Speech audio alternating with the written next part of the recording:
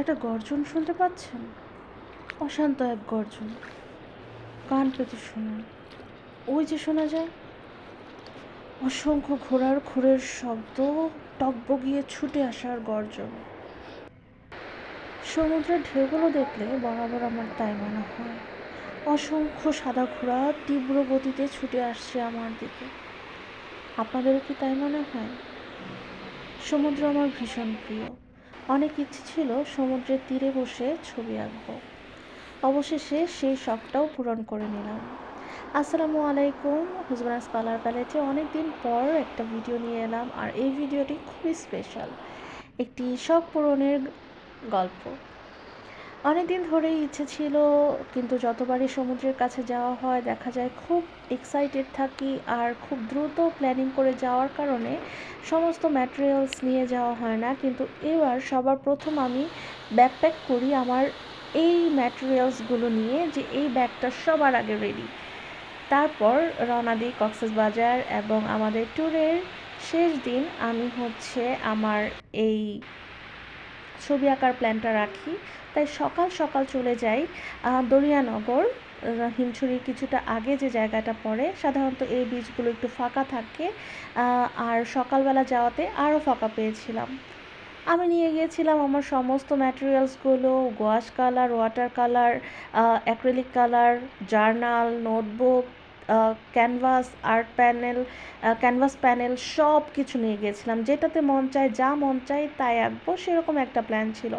কিন্তু আমি অবশেষে অল্প সময়ে ঝটপট করে যা আঁকা যায় সেরকম একটা কিছু আঁকি। যেমন এই জেলি ফিশটা আমি আঁকি।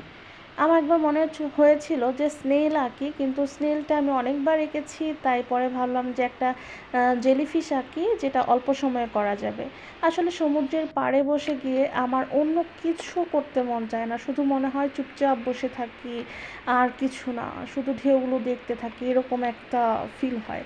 তো আমি খুব অল্প সময়ে করা যায়, তাই জন্য আমি জেলিফিশটা আঁকি। তো প্রথমে ইচ্ছা ছিল গোয়াশ কালার ব্যবহার করব, কিন্তু পরে দেখলাম যে কালারটা একটু হার্ড আছে, যেহেতু অনেক দিন ধরে ব্যবহার হয় না, অ্যাক্টিভ করতে একটু সময় লাগবে, তাই আমি শিফট করি ওয়াটার কালারে।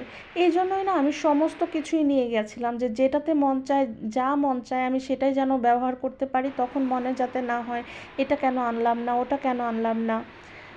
আর আমি একদম পানির কাছাকাছি চলে গেছিলাম, পারলে যেখানে একদম পানিটা এসে থামে তার থেকে কিছুটা দূরে, যদিও ক্যামেরায় সেরকমভাবে বোঝা যাচ্ছে না। আমার মনে হচ্ছিল একদম পানির কাছাকাছি চলে যাই, কিন্তু পানির কাছাকাছি সব জিনিসপত্র নিয়ে তো যাওয়া যাবে না, তাহলে দেখা যাবে যে আমার সব জিনিসপত্র ধুয়ে চলে যাচ্ছে। তাই যতটা একটু দূরত্ব রাখা যায় ঠিক ততটা দূরত্বে আমি বসেছিলাম। আর সবার এখানে লোকাল যারা আছে তাদের কাছ থেকে জেনে নিয়েছিলাম যে জোয়ার কখন আসবে, আমার হাতে সময় আছে কি না। তো আমি দেখলাম যে আমার হাতে প্রায় আধা ঘন্টা বা 45 মিনিটের মতো সময় আছে। তো আমি দেখলাম যে সেই সময়টা খুবই আমার জন্য যথেষ্ট, তাই আমি ওই দূরে গিয়েই বসি পানির কাছাকাছি অংশটায়, যার কারণে এই জায়গাটা অনেকটা ভিজে যাচ্ছিল।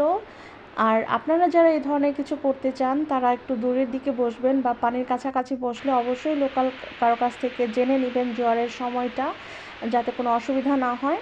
আর আমি বলবো যে শুকনো জায়গায় বসলে, যে জায়গাটাতে বসলে আসলে পানি ওঠে না, সেই জায়গায় বসলে ভালো, তাহলে আপনারা লং টাইম বসে সেখানে কাজ করতে পারবেন। যেহেতু আমি খুব ছোটোখাটো কাজ করব, তাই জন্য আমি এই জায়গাটা বেছে নিয়েছিলাম, আমার মনে হচ্ছিল যে ঠিক আছে। তো এই জেলিফিশটা আঁকা হয়ে গেছে আমার। জানাবেন কেমন হলো। আমি আসলে খুব বেশি গুছিয়ে ভিডিও করতে পারি নাই, কারণ রোদ ছিল প্রচুর। যদিও আমি সকাল সকাল গিয়েছিলাম, তারপরেও প্রচুর রোদ ছিল, কারণ ওই সময়টা অনেক বেশি গরম ছিল, যার কারণে সকাল থেকে রোদের তেজ খুব বেশি ছিল, বোঝা যাচ্ছিল না যে কী আসলে ভিডিও হচ্ছে।